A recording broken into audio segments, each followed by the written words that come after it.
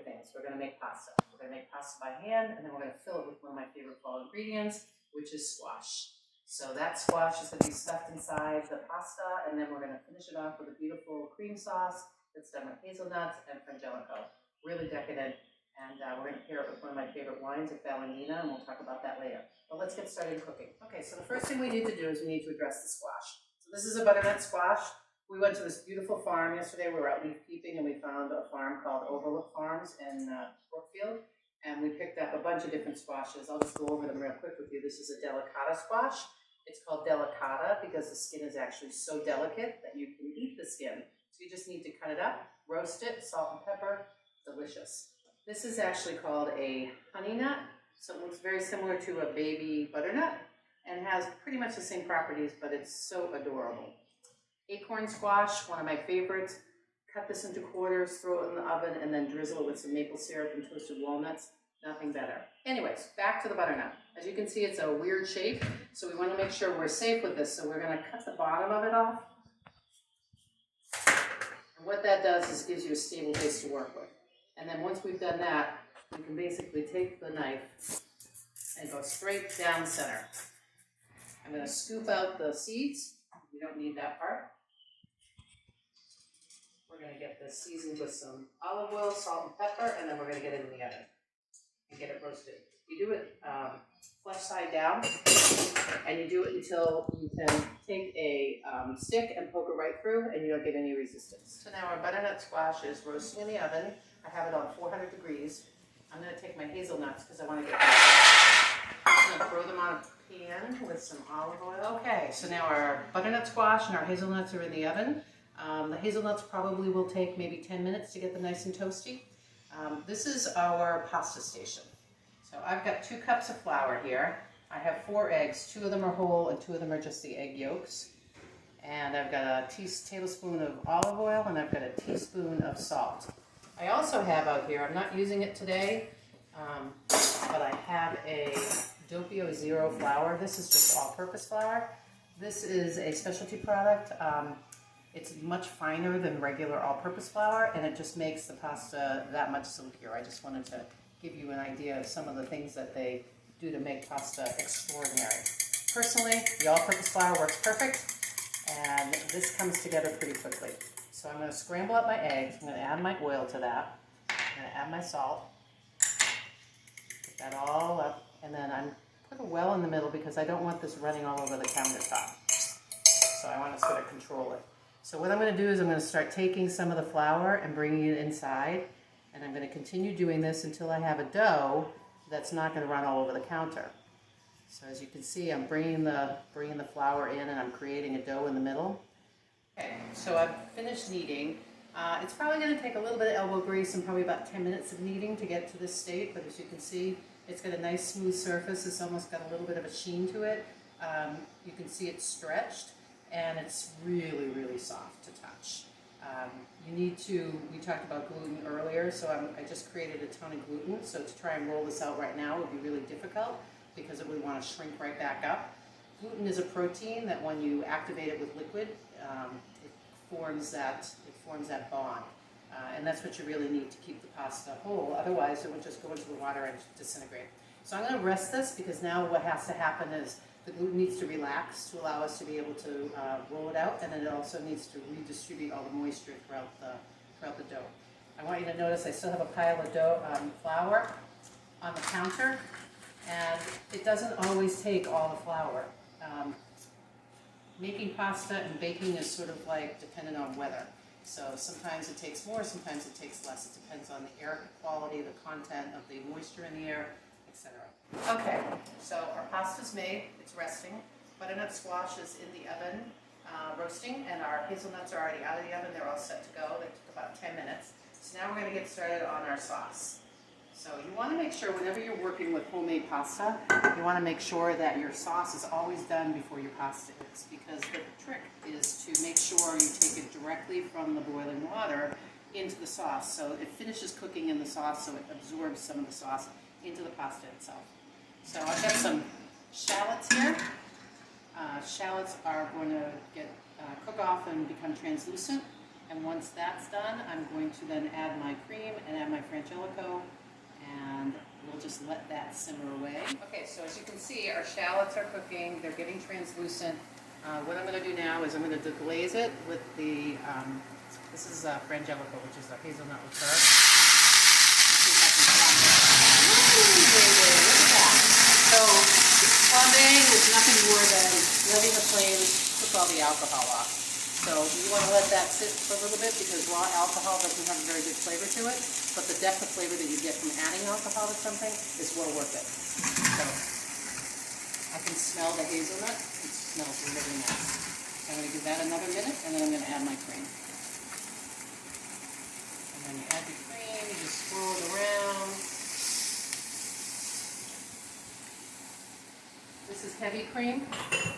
If you didn't want to go that heavy, you wouldn't get a thick sauce, but you could still use like a half and half if you wanted to cut down the calories. I wouldn't suggest going to a milk product unless you want to add a slurry, which is some kind of a thickener. You could use cornstarch and water. You could use a milk product, and that would also cut down the calories. But we're not cutting down the calories today. This is a decadent dish, and it's fall. We need to start storing up for the winter here in New England. I'm going in to check on my squash. I think it should be done by now. It's been about 40 minutes, and as you can see, the color has changed tremendously. And then if I take this and put it through, it goes straight through without any resistance. So we can pull that right out of the oven, let it cool off, and then we're going to scoop it into a blender and we'll take it from there. This is the sauce. As you can see, it's gotten nice and thick. It's beautiful. I'm just going to keep it on low and wait for our pasta to be cooked. I went ahead and put the pasta water on. That's the other thing that you want to make sure you do ahead of time. The last thing you want to do is have everything else ready to go, and then you're waiting for water to boil. So that's all set to go. Here's our pasta attachment for our KitchenAid. If you don't have a KitchenAid, it's okay. They sell very inexpensive pasta rollers. If you have strong arms, you could actually do it with a rolling pin. Here's our dough. I've taken it out of the bag, put a little flour on it. So when you're making the pasta dough, you always want to be careful not to put too much flour into it and make it a dry dough. But when you're rolling out the pasta, you want to make sure you have flour on the side to make sure the flour is used in an aid to keep it from sticking. So we talked earlier about whether or not I would marry well if I were in Italy. So I'm going to cut my pasta dough. Apparently I'm not going to marry well. So sorry, Tom. He's the guy videotaping me. It's only been 46 years, but I guess we didn't do well. Anyways, onward and upward. You always want to keep your dough nice and protected. You don't want it to be dried out. So I kind of do this. I put the mixer on here. This thing has settings. I don't know if the camera's going to be able to catch this, but it starts at 1, which is the widest space here, and then it goes all the way to 7. So we're probably going to take this ravioli to a 6. You can probably, and I'm going to take my beautiful pieces of dough. I'm going to start at the highest setting, and I'm going to push it through. I just start moving it to the next one, and if I feel at any point in time that the dough is starting to get sticky, then I'm going to use some flour. And when I say use some flour, you just very easily, do this. Pat it on this side, pat it on this side. Just want to make sure that the dough is not getting sticky and it's not going through the roller sticky, because otherwise it could get caught in the gears. See how beautiful it is? It's nice and shiny, has a beautiful texture.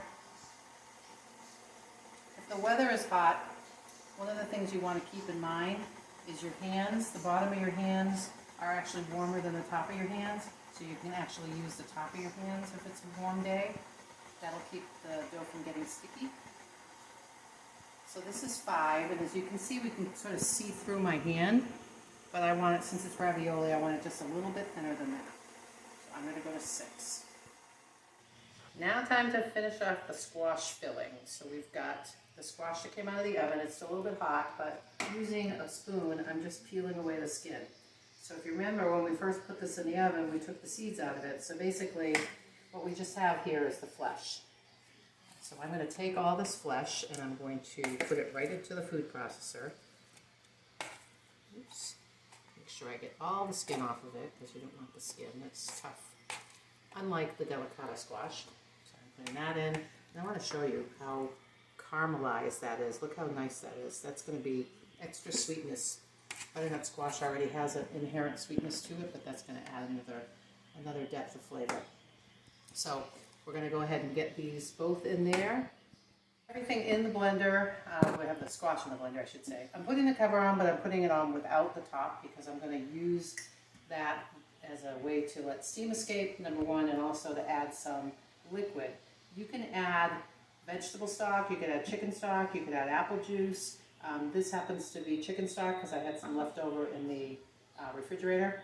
This is our spice mix, and this is a mixture of ginger, coriander, cinnamon, and nutmeg. So we're going to just go ahead and put that in there. We're going to add a little bit of salt, probably about a teaspoon of salt. And then we're going to put this on a puree setting. I'm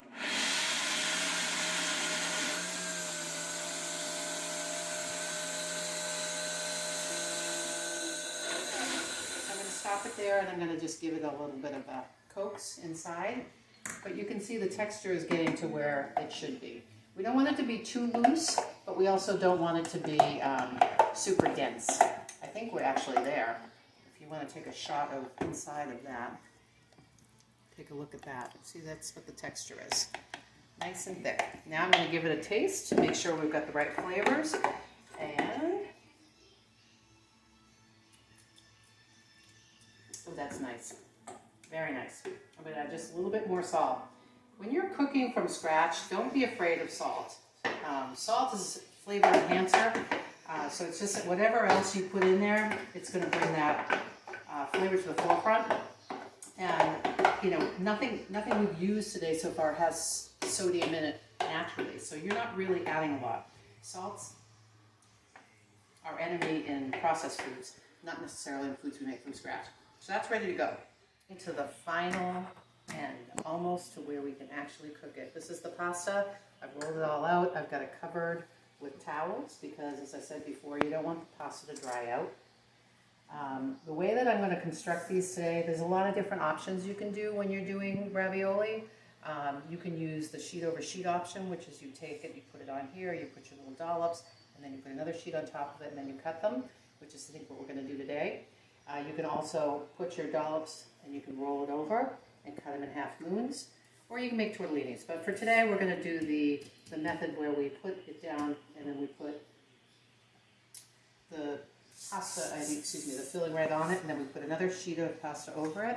I'm just putting a little flour on again. I want to make sure that it's nice and not sticky. The only places we want it to be sticky is when we go ahead and put our second sheet of pasta on. I've got a couple things here I just want to point out. This is our ring mold, which is what's going to cut the pasta. This is a little dish of water. This is a little paintbrush, and then I have my teaspoons. So we're going to probably put a little bit, about maybe a teaspoon of the mixture. And you want them to be, you know, a couple inches apart so they have room to have some edges on them. I'm going to take my brush and I'm going to brush away any excess flour, because that's not going to taste good inside the pasta. Make it nice and pretty. Okay, now we're going in with our second piece. This one's a little longer, so I'm actually going to cut a piece of this off to use. So I'm going to run to the other end of the kitchen and cut that.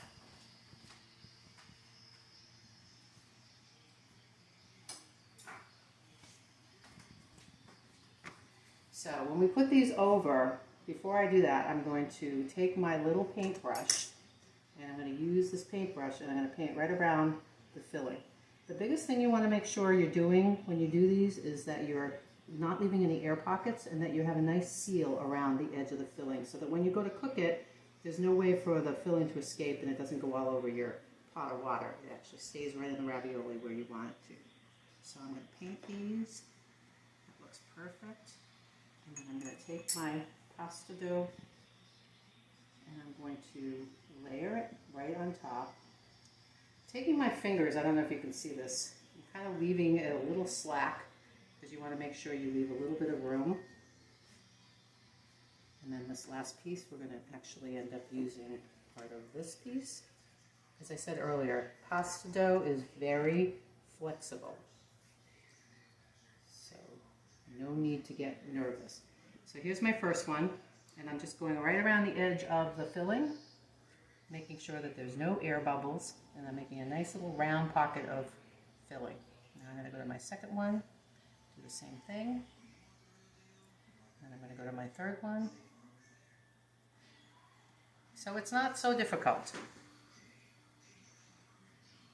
And then I go on to my last one here, and then I have this one on the end. And now I'm going to take my cutter, which is this, and I'm going to put some pressure on it and cut out my little raviolis. And there you have it. Isn't that beautiful? So I'm going to continue to do this, and then I'm going to work on getting them in the water and then getting them in the sauce, finishing off the sauce, and then we'll be ready to talk about wine. The rest of, well, not the rest of the dough, but enough for us to have dinner. And as you can see, we've got our ravioli all ready to go. Don't worry about the flour that's on it. That's just going to fall off when it gets into the boiling water. So now our last trick is to put these in boiling water. Fresh pasta cooks really fast. So I'm just going to gently drop them in there. This tool I'm using is called a spider. It's a nice handy tool to have in the kitchen for cooking pasta. But as you can see, they're floating right to the bottom, and I want to keep some movement going in the pan so they don't stick together. And then move them around gently. Once they pop to the top, they're done. So it's a pretty quick cook once you get them in there. Once these all pop to the top, I'm going to transfer them to the sauce. Here's our sauce. It's all ready to go. The only thing I added to this is I zested a little bit of lemon. So I'm going to zest a little bit more. The lemon just kind of brightens everything up because this is a pretty heavy sweet sauce. You've got cream, you have shallots, you have the hazelnut liquor, you have the sweetness of that. Yeah, that lemon just gives it just a little bit of a brightness. Okay, as you can see, they're all popped to the top, so it's time to get them into the sauce. Just scoop them out like that. If a little bit of the pasta water gets into the sauce, it's okay. The pasta water will have some of the starch from the ravioli themselves. You want to be gentle at this point, so we're just sort of going to move them around a little bit so that they get some of that sauce and they start. These are very rich, so I'm going to portion 3 ravioli per person.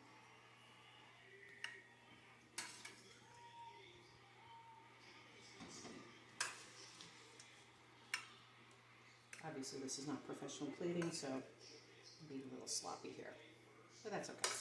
A little bit more of that sauce on there, a little bit more of the sauce on there. We got a little bit of the, I took the hazelnuts and I roasted them earlier, and I just put them in like a little nut cracker thing.